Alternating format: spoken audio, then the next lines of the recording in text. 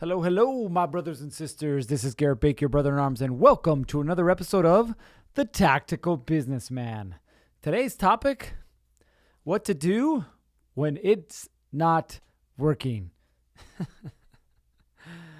So I'll be honest with you. I came into today like super stoked and excited. I got all these things that are getting ready to deploy. In fact, I have something to show you here. Sorry if you're listening to this, but you'll be able to catch the video version on YouTube. Just go to YouTube and I don't even know / whatever. Just search The Tactical Businessman. You'll find it on there. But I came out with my first book. Okay, in all honesty, it's not really a book. It's actually more of a journal than anything. Now, it's called the 90-Day Success Cycle, and I use this with my coaching clients. Basically, what it does is it helps guide you through the process of a 90-day challenge. In other words, how do you get from where you are today to where you want to be in 90 days? What's the most effective and efficient way? What I've done is I've taken everything that I've learned over the last 17, 18 plus years, distilled it down into this book, and literally this is what I use. You can see in here, that's right, that's my writing. This is what I use. So this just came out last week. Again, it'll be, you can buy it if you want, and it's on Amazon, but that's not really what it's meant for. It costs $10. If you want to, you can. I'd love to show you how to use it. Just reach out to me and I'll do that. Maybe one day I'll put a little training together. But anyway, so that came out last week. So I was super excited about that last week. This week shows up and I start having issues with this camera. This camera that I use to record all of my trainings, that I used to record my podcast, all these things. I'm having issues with this camera. And I tried everything. And you can't see this right now, but I will tell you that I am holding up two different cables, one of which is a very long HDMI cable, and the other one, which is a mini HDMI to HDMI converter. Now, why would I hold those up? Because for the life of me, I cannot get this stupid camera to connect with my stupid computer. It sounds really dumb, doesn't it? But this has literally been keeping me from doing everything that I want to do today. I kid you not. I have spent 4 hours today trying to figure this out. On the phone with two different people, scouring YouTube, looking at the forums, doing all that stuff that people do to try and figure out what's wrong with things. And I cannot figure it out. So what ends up happening? I end up going to Amazon and buying another converter, $300. That's right, $300.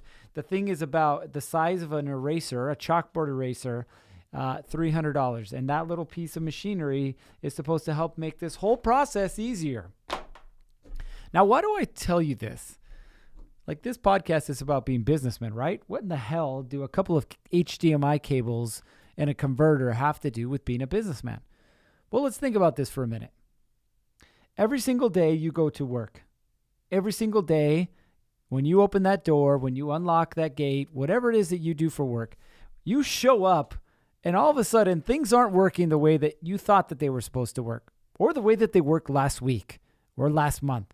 And you're asking yourself, what has changed? Like, I didn't change. My process didn't change. My systems didn't change. So why in the hell are things not working anymore? And you get to that point, like I am today, where you're like, this has got to be the dumbest thing. I have no idea why none of these things are working. And all I wanted to do was take my shoe and boot my camera across the room and kick it inside of this iMac that I have. Literally, that's all I wanted to do. I had zero desire to do anything else today because it's cost me 4 hours of time. And if I'm to equate out my time properly, that's at least $2,000. So I've thrown away $2,000 messing with these stupid cables. Now, for some of you, that may not be a lot. For most of you, if you're in my boat, $2,000 is a substantial amount of money. But I want you to consider something. Now, I'm going to pause that and I'm going to tell you what happened to me this morning. There are no coincidences. So this morning I go to the gym. At our gym, we cycle through leg day, through upper body day, and then through cardio days.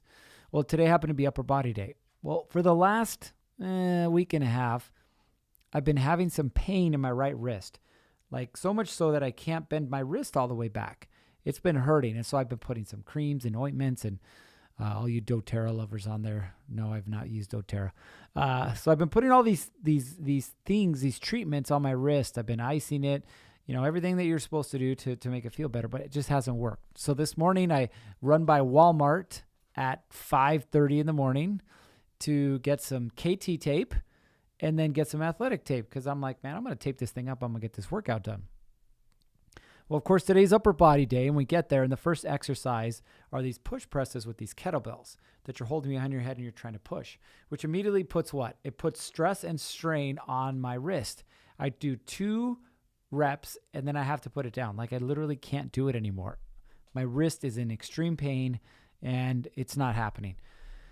So I'm standing there about to wallow into my own little pity party saying, this is dumb. Like, why am I here? I should just go home. My wrist is never going to get better. And the guy next to me, his name is Travis. We've been working out together for a while. And Travis is like, hey, man, I got something for you. So he goes over to his bag and pulls out a wrist strap, like one of the Velcro wrist straps, the ones that you wrap around. It's like connects with your thumb. And he's like, try this. So I put it on, I wrap it up. Well, first I put it on too super tight. Like my hand started to lose feeling. So I had to loosen it up a little bit. But here's the point.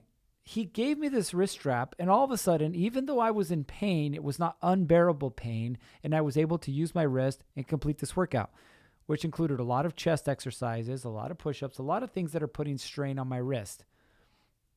And as I'm going through this workout, like I'm happy. Not that I'm in pain, right? Nobody really wants to be in pain, but the fact that I can still complete my workout. Because that's how I start my day. I start my day with a win for me.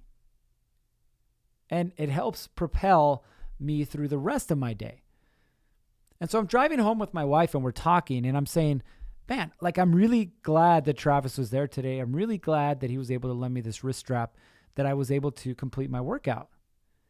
And as I'm sitting there and I'm talking to her, I realize that this happened for one reason and one reason only.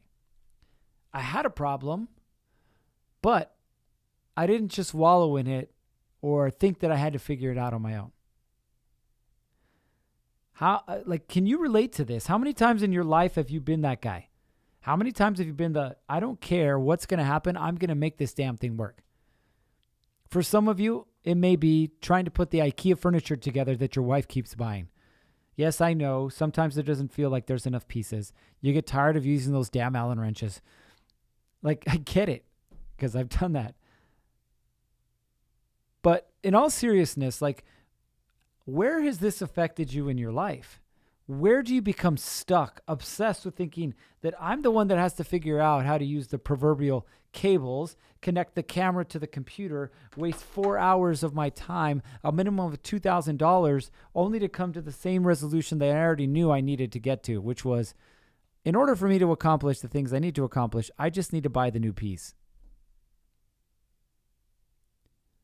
So are you willing to leverage other people and other things to get what you want to get done? It doesn't mean it's not going to be painful. It doesn't mean it's not going to hurt. It doesn't mean that it's not going to suck. But what it does mean is you're not going to be stuck where you were anymore. See, one of the guys that I got on the phone with, his name is Caden, and we're on like FaceTime and Zoom, and we're like, hey, what about this cable and reset this one and move this setting to here and do this and do that. All of these things to try and get all these programs to work together. And it wasn't happening.